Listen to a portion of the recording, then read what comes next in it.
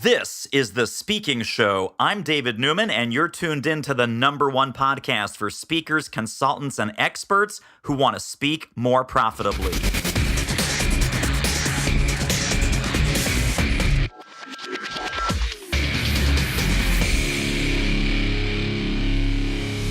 All right, Bryn Tillman, social sales link, LinkedIn social selling guru. Welcome to the show.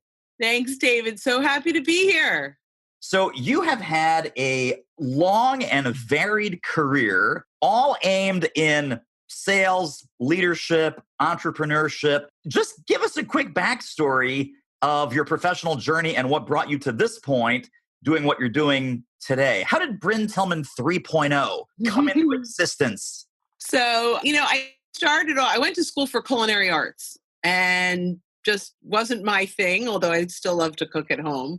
And so I got a job in sales because what else do you do if you don't have a job? You don't have a focus. And I fell in love with it. I started at Dun & Bradstreet in an inbound call center, did really well, ended up training people and they asked me to create a little curriculum. There's a long story behind that. So I'm in my early 20s, right out of college, and really thriving in an inbound sales, promoted to outbound, made it to the field where I really fell in love with the whole sales world and helping people. Continued to be a producer, and every job I ever had, I was a trainer. They either rode with me in the car or I onboarded new reps and really found some success. In early 2000s, I started a sales training company with a partner who that business is still thriving. And a couple of years in, I realized I didn't want to teach cold calling and I didn't want to teach the traditional sales training stuff. What I really wanted to teach was how to develop leads through LinkedIn.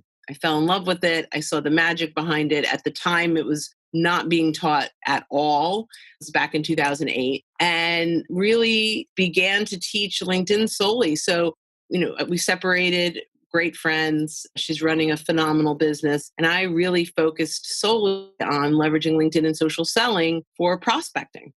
That's the story. So, Bryn, I want to go back to something that you just said, which I think is so vitally important for so many of the consultants and speakers and experts that are listening in. Your niche really found you.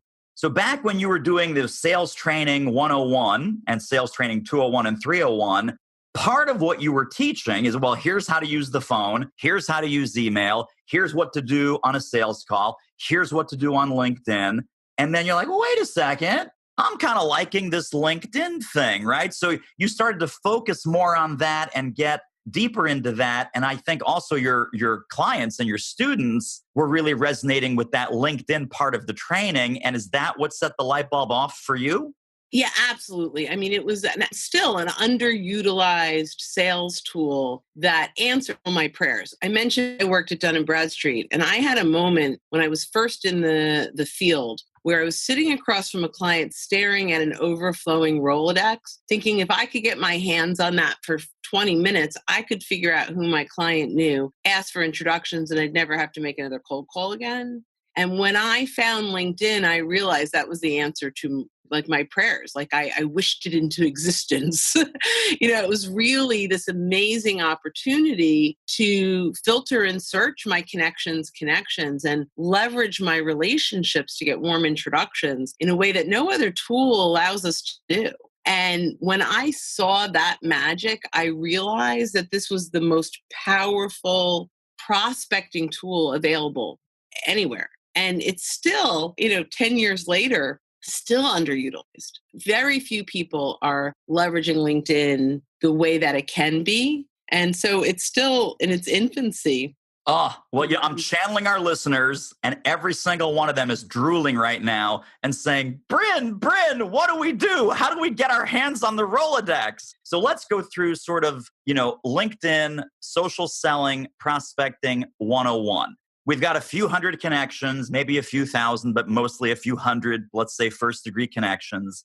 A lot of people have those people on LinkedIn, and I think there's two problems right away. And I'd love your take on this. Maybe there's more than two problems. Problem number one is we have not leveraged the network that we have ever. And number two, we're not proactively growing that network and reaching out to people who we would like to become our next clients. So is that the worst case scenario, or is there something even worse that we're missing a bigger opportunity? Well, so worse is that we're reaching out in the wrong way and we're pitching. So ignoring is better than pitching too soon. So I'll break it down. There's really four areas to focus on LinkedIn. Number one is positioning yourself as a thought leader and subject matter expert, starting with your profile, converting your profile from a resume to a resource. And this becomes sort of your landing page. Like, you have your website, but actually 9 out of 10 people you hand a business card to, they're coming to your profile on LinkedIn before they even get to your website. So this is really your opportunity to shine, and you don't want it to, boring mission based and responsibilities based, but you also don't want it to be a pitch. So there's this fine line of really offering insights and tips and strategies that move your prospects closer to your solution. And quite honestly, some of my verbiage came out of me working with you years ago, David. So you've influenced a little bit of how I present my profiles and so on. It's a full circle, beautiful experience. It is. It's been great. So, but I have a very strong opinion on how to really represent on LinkedIn in a way that it's working for us, with the ultimate goal, by the way, from social selling is more phone calls with the right people. Like, that's the goal. So everything that we do needs to lead to more phone calls with the right people. Well, let me stop there. Let me just stop there for a quick detour, because that's a profound, profound insight. When we talk about social selling, we talk about LinkedIn. I think a lot of entrepreneurs, a lot of speakers, even a lot of salespeople say, oh, good, I don't need to get on the phone. I can hide behind the computer. I can hide behind LinkedIn. I can just send messages and people will automatically buy from me. And you're saying, no, no, no, no, no. The purpose of a LinkedIn relationship is to build towards a voice-to-voice conversation. Yeah, unless you sell a widget on Amazon or eBay, right? Like, you have to have conversations. You can't sell without them. The wonderful thing about LinkedIn is when you are engaging, there's so much more that happens pre-call that not only gets them interested in having a call with you, but really excited. And so every call that I am on is with someone who wants to talk to me. So I'm not making cold calls, but my KPI is 3 net new phone calls a day with people that are interested. So there's still, it's still a lot of work. There's no pixie dust. If I had pixie dust, I wouldn't have to do anything else, right? But you and I would be sitting on your island that you own, sipping fruity drinks with umbrellas. 100%, 100%. So it's really important to realize that you cannot make sales without phone calls, but getting the right person on the call these days is really a challenge. When you use LinkedIn right, it takes a lot of the roadblocks away. So an example is when you cold call someone and you leave them a voicemail, within 3 words, they've deleted. At least I do. Right? When I get a voicemail like, hi, I would like to tell you about your Google listing, right? Like, I'm delete, right? So that doesn't work. But although I don't do a lot of this, but when you cold call on LinkedIn, they can now look at your profile. In fact, I recommend that you invite them to look at your profile. David, your name came up on LinkedIn. When I visited your profile, I noticed that you're a guru in marketing and someone that I'd love to connect with. Please visit my profile. And if you agree, kindly accept my invitation. And that's your initial connection request. If it's cold, absolutely. Right. Well, I know there's so many moving parts, Bryn, to what you teach and what you mentor and what you coach people in your trainings and your consulting programs. Let's assume that our profile is, not perfect, but way better than the resume kind. Let's assume that we have a pretty clear target market. So if we're a speaker, we might be going after an executive director of an association. We might be going after the president or the president-elect of that association, conference chair, education chair. So we know who we're looking for. Ooh, I got a prospect. They could be a first-degree connection. They could be a second-degree connection. One question I get all the time, and I'm just totally a LinkedIn amateur. I know nothing about the good, the bad, or the ugly. People say, how much can I do with the free version of LinkedIn? Or if I'm going to use it this way, is it really worth upgrading to Sales Navigator? Jury says Sales Navigator is like a gym membership. So you pay a monthly fee. And if you go to the gym 3 or 4 times a week and you have a routine and you know you're going in and it's leg day or it's arm day, Yeah. and you do that week after week, month after month, you get in really good shape. Perfect. So However, gym memberships make their money on the people that pay and never go. yes, of course. Right. So we've got the juicy prospect. We've got our biceps and triceps in fairly good shape. We do the invitation to connect with that brilliant template that you just shared. And then what are the steps in a typical sales relationship building process that would get them ultimately to a phone conversation and get you those 3 interested prospects a day? Value, value, value, value. You have to be meaningful and relevant to them, and you've got to personalize it. So mass cold calling on LinkedIn, you might as well do, it's not much better than if you're just reaching out and then asking for a call. You're not going to have much more success than you would in traditional sales. Got it. However, if you provide vendor agnostic value insights that move them closer to your solution, then you begin the credibility march. You begin the valued advisor or trusted advisor march, right? Like you're bringing them closer and closer to your solution because you are providing enormous value. Now, in addition to insights, when you come introduced. So when you notice that a prospect is connected to a client or a networking partner and you leverage that relationship to get warm introductions, that's absolutely by far the best way to connect with new folks. There are lots of different ways to do that and lots of ways to position it, but I would say high level, if you can start with client referrals and center of influence referrals and warm introductions, the success of your prospecting campaign will, when you get an introduction, 75 to 90% of the people accept your connection request. About 50% of those people will take your call.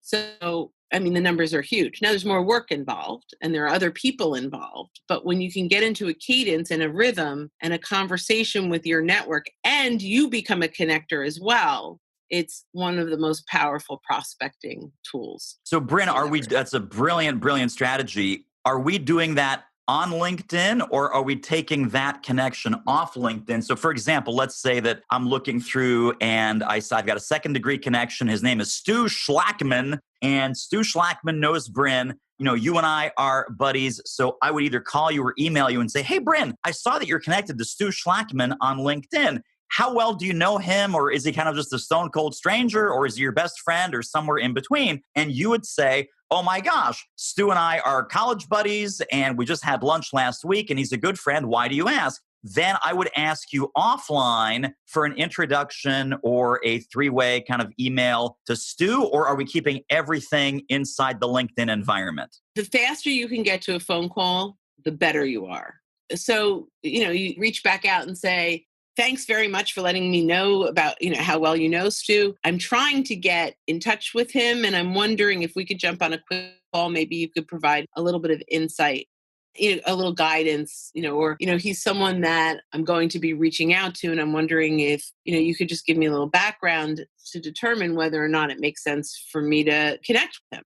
So you and I have a quick, friendly 10-minute chat about Stu and about whether or not my offer/value prop would be valuable for Stu. If we both agree yes, then you would pass me along to him with a personal introduction. Let's say you're making the introduction to Stu. So yeah. At that point, I would say, David, thanks so much for your 10 minutes and letting me know. It sounds like having a conversation with Stu really makes sense. Can I ask you, would you be open to making a quick introduction? And I can make it really easy. Can throw over, email you a quick little intro that you're welcome to use or not use. You're going to send me your referral blurb. My referral blurb, right. And, so I'll send that over and, you could edit it, use it, not use it, but, try to make it as easy as possible for you. And then if you could just copy us both in an email, that would be amazing. Awesome. Bryn, I would love to do that. Right. And, the numbers are staggering at how many people would love to do that. Right. No, totally. People really want to help, don't they? Absolutely. And then I always end it. And David, please feel free to look through my connections. If there's anyone I can connect you with, I would love to do that as well.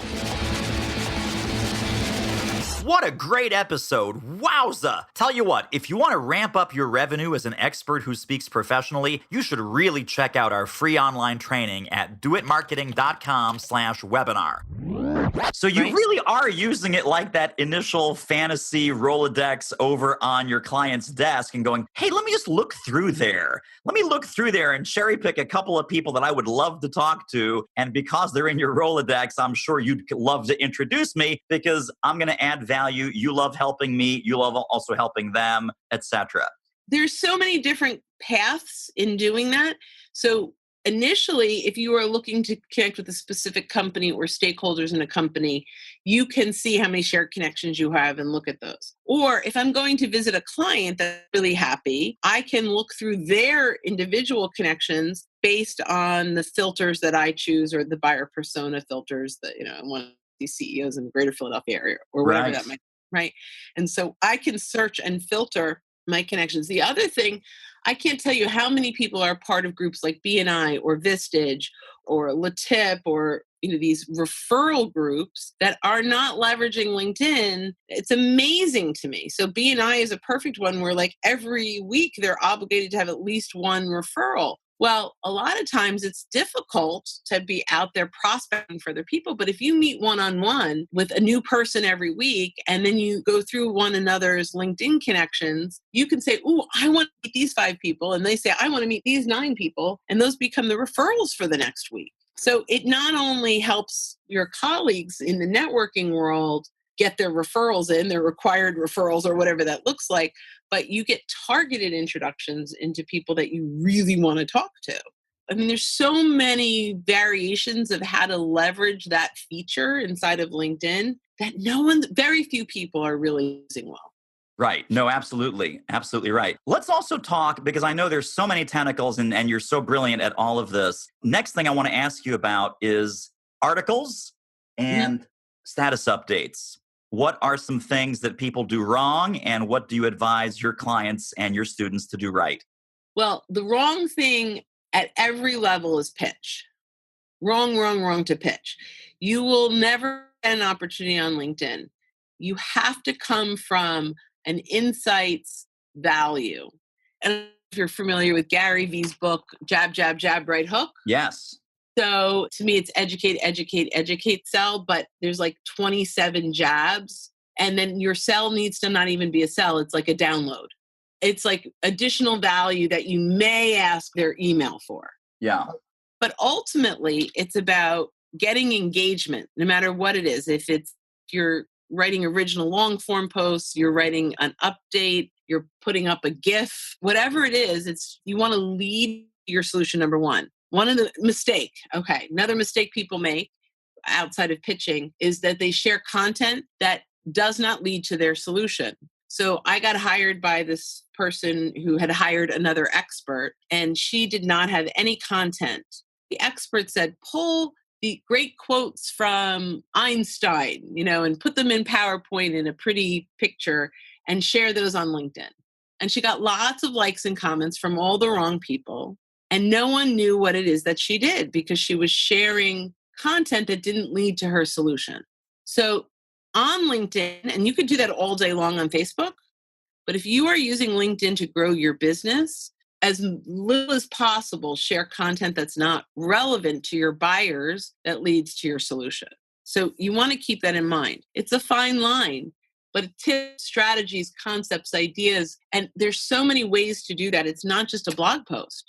Through native video, you could do anywhere from a 3-second to a 10-minute video of tips. And I expect or suspect that a 2-minute is probably an ideal time or less. And to give a quick tip or an insight. I have a lot of my clients that are sales reps in the field that they're like, well, what do I do? I'm like, get your selfie stick out. When you walk out of your client, you've got the building behind you. Say, hey, I was just at a client, they're a telecom company, and this was a challenge that they were facing. And here are the things that we talked about. Here's one of the ideas I threw their way. Love to hear your ideas and how, if you face this, how have you overcome it?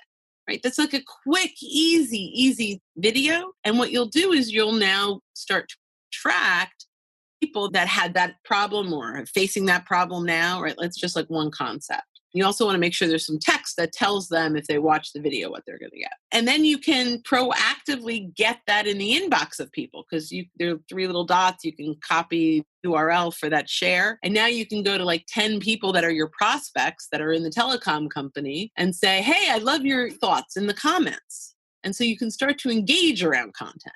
Wow, that's a great idea. Holy smokes. So you're saying that, as opposed to sending an email, right? They're a LinkedIn first degree connection. I've always felt that content on LinkedIn is somehow, it's almost like in a FedEx envelope, right? You can drive people to your website, socialsaleslink.com, doitmarketing.com, whatever. And it's like, okay, this is promotional. You say, hey, here's an article, right? Here's a video. It's native on LinkedIn. When they see the URL, it's at linkedin.com.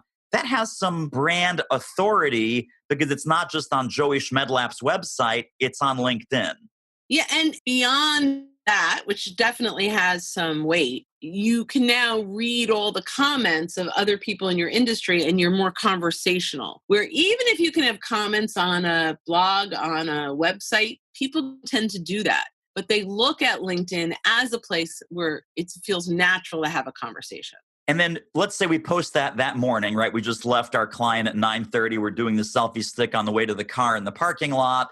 Obviously, as soon as we post that, that creates an automatic status update. Do we want to refer to that video maybe a couple more times that day and the next day in some additional status updates? Like, hey guys, we're getting some great comments over here. If you haven't yet popped a comment, please do so. Or how many times do you want to promote that with a status update before that gets annoying?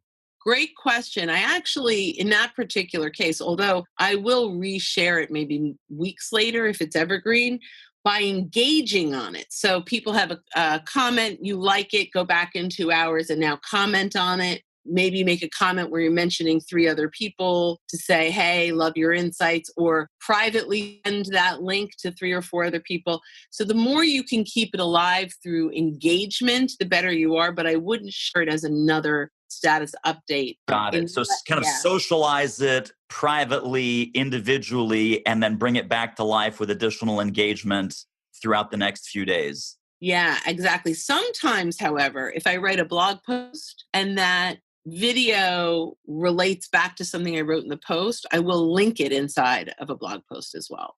Gotcha. All right, next thing, and I know we could talk an hour on each of these things because you've got so many strategies and tactics and tips, but let me move on. Let's talk about LinkedIn groups and LinkedIn business pages or service pages or whatever the heck they call it these days. They seem to change it every 3 months, and I'm not sure what the current name is. But LinkedIn groups used to be really hot, and then they were sort of orphaned, but they're not quite gone yet. It's like, the old Monty Python, well, we're not dead yet. So what's the scoop on LinkedIn groups and then LinkedIn business pages / service pages?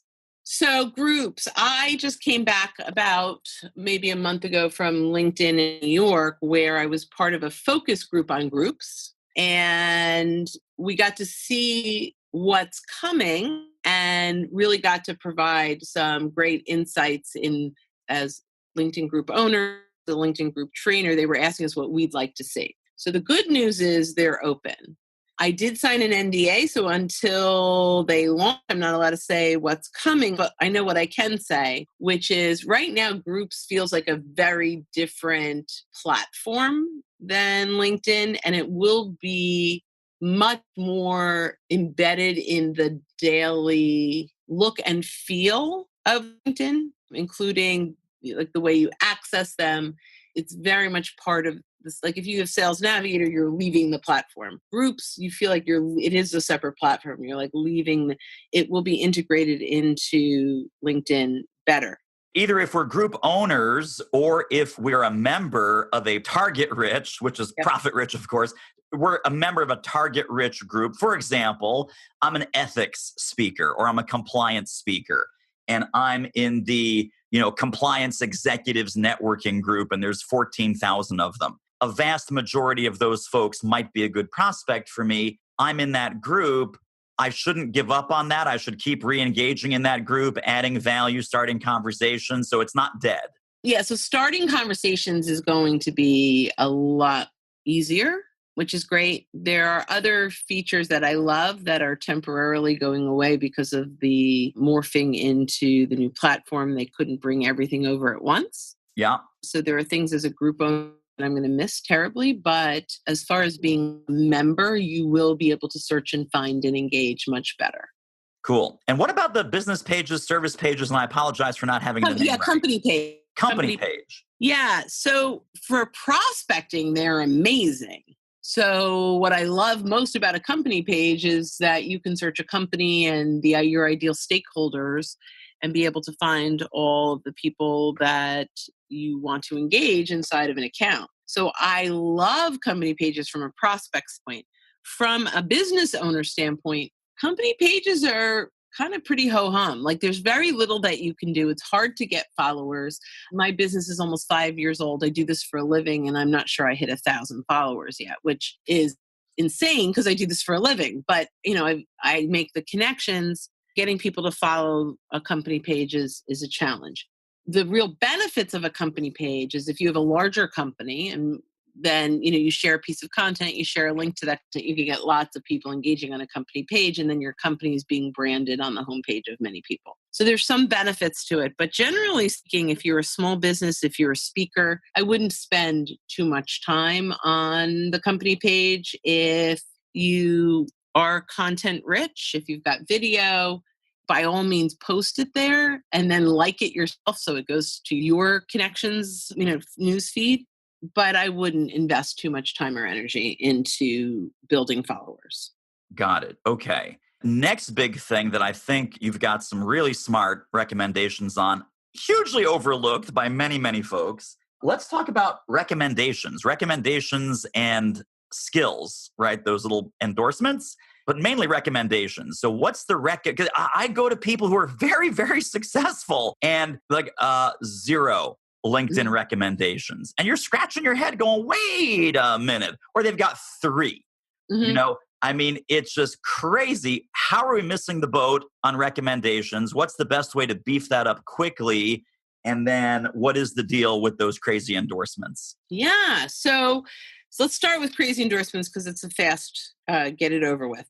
Endorsements are really good for search engine optimization because endorsements skills were created for recruiters to find people with certain skills. So it is a very highly indexed section. So when you build out your skills, build them out with SEO in mind, pad it with your friends and family because the more endorsements you have, the higher you'll come up in a search and move on. Okay. So recommendations, however, is absolutely foundational to your online credibility. Even stronger than a text testimonial on your website, which is important. I drive people to my recommendations. When I talk to someone about my service and they say, who can I talk to, whether or not, to learn if your services work? And I say, go look at my recommendations. If there are any that resonate with you and you want to talk to any of those folks, I will be happy to introduce you. And where about 50% of the companies that would hire me to do training used to want to talk with a client, for references, I would say 1 out of 100 now want to have a conversation because they see enough recommendations that they know it works. Yeah. And so it not only is it powerful in closing more business, it also reduces my closing cycle, like the time, right? Because if they want to talk to 3 references, it could be 3 weeks before they get on the phone with them. Right. And now the momentum's gone. Yeah. But you have to drive people to your LinkedIn profile and specifically to your recommendations. They typically won't just wander over there by themselves. And so is there a specific way that you short circuit or preempt that, hey, can you give me 3 references?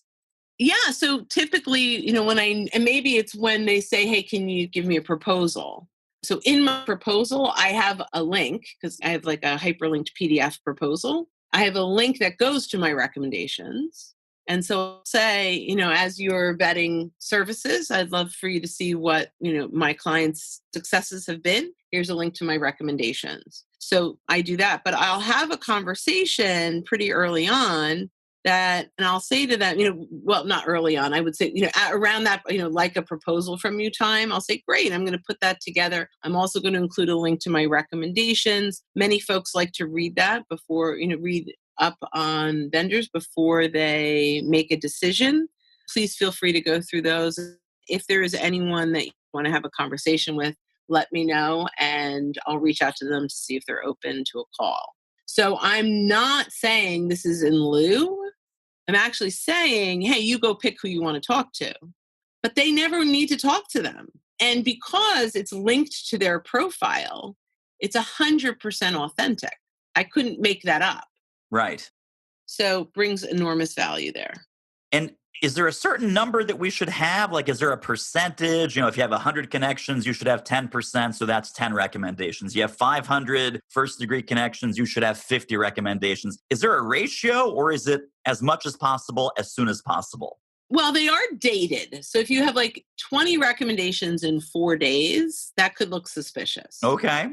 So, with my clients, I'll typically say, hey, reach out and get one a month. Actually, I've never thought of a ratio. That's the first time anyone's brought that up. So that's interesting. I've actually never thought of a ratio. But quite honestly, if you have 3 to 5 that are your ideal clients that match the people you're prospecting, that could be enough. So if you're a speaker and you are prospecting people that run events, then you want to make sure that the majority of your recommendations are people that run events. Because Right. And then they want to talk about how you were the best keynote they ever had. That's very interesting because, obviously with the timing, right? Let's say that we do coaching and we do some speaking and we do some training. If my 2 most recent recommendations are for training, and I guess it shows that the most recent 2, right? To hit the show more button. Is it important to kind of continue, like if your primary mode is speaking, but your last 2 were for training or coaching, should you be like, I better go get 2 more speaking ones so that they float to the top? Potentially, but if you are driving people to the recommendations, you can just say, hey, the top 2 are training. If you get to the third one, that might be more relevant to what we're talking about today. Yeah, so I mean, I'm fine with that. We used to be able to organize them and drop them and have the ones we wanted on the top, but that has gone away. So we are stuck with chronological, which is kind of a bummer, but it is what it is. So I was really proud of my number of recommendations until I see yours, which currently stand at 167. Wow, I didn't even know I hit that. That's cool. So, I'm in the 3 figures. I am in the 3 figures. And a friend of mine, this was years and years ago. He was looking at me on LinkedIn and he says, David, you have over 100 recommended. I said, yeah, because I ask and people are nice and we do good work and so on. He goes, no, David, you don't understand.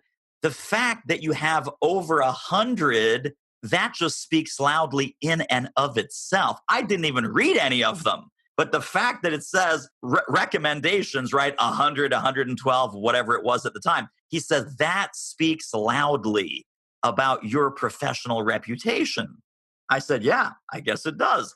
So for folks listening, if you've been ignoring this, and what Bryn just said is it's pivotal. It's pivotal, not only to your LinkedIn recommendation, I would say to your entire online presence. LinkedIn recommendations are pivotal. So if you're behind, catch up. All right, Bryn Tillman, I'm going to ask you 2 final questions here as we're wrapping it up. The final question will be, how do people get connected and stay connected to your genius if they want to learn more? Before I ask you that question, though, if people were to take one key concept from our conversation today, what would you hope that concept would be? Leverage your network better. Although it's not a standalone, it is the activity that will shift businesses like never before. So I'll speak to the primary speakers that listen to your podcast, although many people do. Network with their speakers and other people in the industry because they know the event planners to network with. And so create a network of people like you that can refer you to where they spoke last year.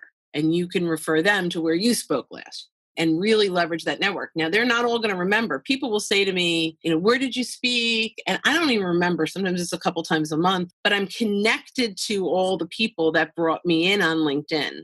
So if a speaker went through all my connections, they would easily find the 30 or 40 people that they want to connect with. So you have to start leveraging, building the right network and leveraging them to get warm introductions. I love that. Leverage your network and leverage your network's network. Exactly.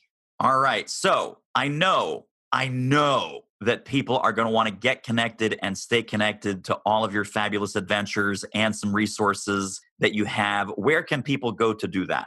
Well, so LinkedIn. So the best thing to do is connect with me. Currently, I'm the only Bryn Tillman on LinkedIn, so that makes it easy. And when you connect with me, I'll send you some great resources. I actually have a blog post that has 5 resources that are great when you're really getting started on using LinkedIn to grow your business. So I'll start there. But if you want to read my blogs, linkedinposts.com will give you all of my blogs on LinkedIn. Ooh, that's clever. So you got a custom URL that goes to your LinkedIn article listing. Yes, I do. Man, oh man, every little strategy has gold in it, people. That's All how right. I felt when I went through your course, David. And it's like every little nugget, it's like, oh my gosh, every time you turn, it's like another one, another one. So I love that you think that of me. I really do. I really do. The master is always the student, right? So I learn from you, you learn from me. It's a beautiful thing. It's very cool. Well, that wraps up another episode of The Speaking Show. Hey, tell you what, if you like us, rate us and review us on iTunes. Subscribe. Tell a friend. Go grab the notes and downloads and extras at thespeakingshow.com. See you next time.